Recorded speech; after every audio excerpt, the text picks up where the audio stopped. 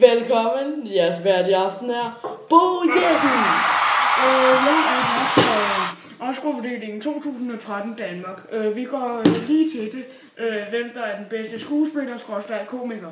De nominerede er Mads Mikkelsen, som har været med i mange film, blandt andet En kongelig affære.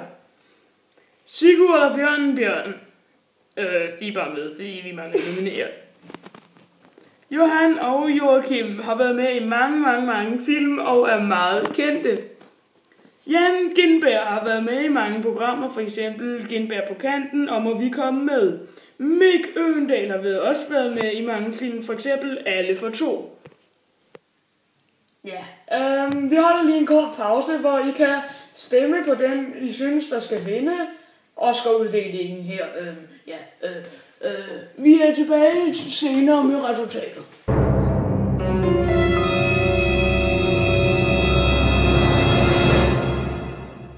Den nye luksus-shampoo gør dit hår meget blødere.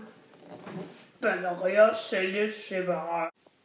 Den nye løbestøvle fra koreansk industriaffaldsfirmaet er nu ude på markedet. Den gør dig meget hurtigere. Højre støvle sælges separat. SMS'erne er talt sammen, og her har vi resultatet.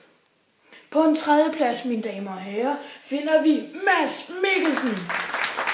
Og på en anden plads er det Sigurd Barrett og Bjørn. Og på en første plads Joachim Østergaard og Johan Bjergqvist.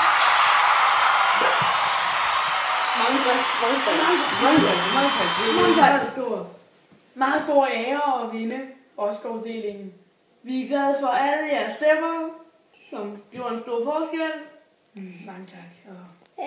Bare sige til, hvis I vil have en autograf, så skal vi nok give autografer.